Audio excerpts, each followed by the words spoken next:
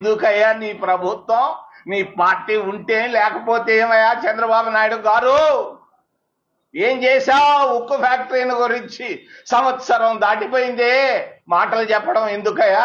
వెంటనే ఉక్కు ఫ్యాక్టరీని మరి క్యాబినెట్ లో పెట్టించి ఒక్క నెల లోపల విత్డ్రా చేస్తున్నట్టుగా తీసుకురావాలని చంద్రబాబు నాయుడిని నేను విశాఖ నుంచి మాట్లాడుతున్నాను సూటిగా.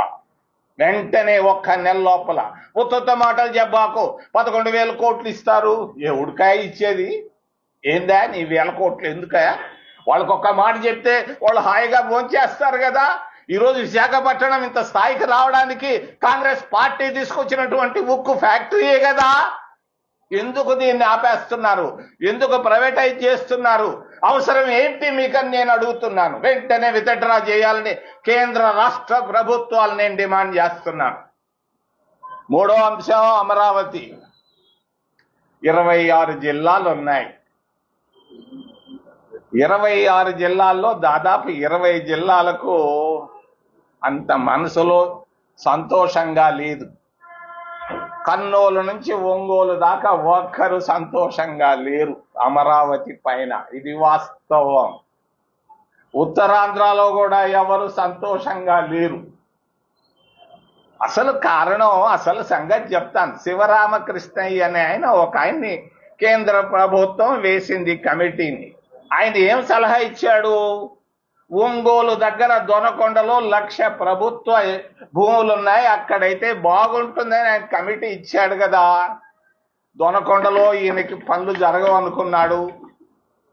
దాన్ని తీసుకొని వెళ్ళి ఆయన బంధు ప్రీతి ఎక్కువ చంద్రబాబు నాయుడికి. మీ అందరికీ తెలియదు, నాకు బాగా తెలుసు. ఆయన 50 సంవత్సరాలుగా మీ ఇద్దరం యూత్ కాంగ్రెస్ లో పనిచేసాం. 50 సంవత్సరాల నాడు తిరుపతి దగ్గర. మరి ఆయనకు బంధు ప్రీతి ఎక్కువ. ఎక్కడ బంధువులుంటే అక్కడ పనిచేస్తుంటాడు ఆయన. మరి అమరావతిలో అంటే గుంటూరులో ఆయనకు బంధువులు ఎక్కువ. ఆ బంధువుల్ని కోటీశ్వరులు చేసేదాని కొరగా అమరావతిని ఆయన తీసుకున్నాడు. ఆయన చెప్పొస్తుంటాడు అప్పుడప్పుడు మాటలు, బాగా బలి చెప్తున్నాడు ఈ మధ్య. మరి దేవతల రాజధాని అన్నాడు. నేను వెళ్ళి చూశాను, ఎక్కడన్నా దేవుడు కనిపిస్తాడా అని. నాకు కనిపించిందల్లా కర్రతుమ్మ చెట్లు, మరి అరటి చెట్లు, చెరుకు, ఈ తప్ప అడేమీ కనిపించటం లేదు. మరి మట్టి తీసి చూశాను, చేయబెట్టి లాగితే మూరడు మట్టి తీస్తే నీళ్లు వస్తున్నాయి. నీళ్లలో అమరావతి మరి రాజధాని కట్టడం ఎందుకయ్యా? బివి రాఘవులు, కామ్రేడ్ రాఘవులు గారు చెప్పారు, అయ్యా రాజధాని కట్టేదానికి 1000 ఎకరాలు చాలంటే 30,000 ఎకరాలు తీసుకున్నాడు. మరి ఇంకొక 40,000 ఎకరాలు తీసుకుంటున్నానని నిన్నే చెప్పాడు. ఎందుకయ్యా 70,000 ఎకరాలు? ఏమి చెయ్యాలనుకుంటున్నావయ్యా? మరి నీళ్లలో రాజధాని కట్టాలనా? నువ్వు రాజధాని కట్టేదానికి 50 అంతస్తుల బిల్డింగ్ అంటున్నావు. నేను చూడలేదు విశాఖపట్నంలో కూడా 50 అంతస్తుల బిల్డింగ్ ఇప్పటిదాకా ఉన్నాయేమో తెలీదు. మరి 50 అంతస్తుల బిల్డింగ్ కట్టాలంటే కన్స్ట్రక్షన్ కాస్ట్ 10 అంతలు పెరుగుతుంది.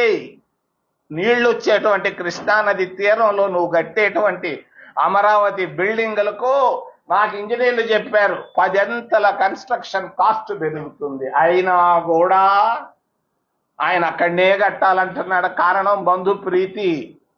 దొనకొండలో లేరు ఆయనకి బంధువులు.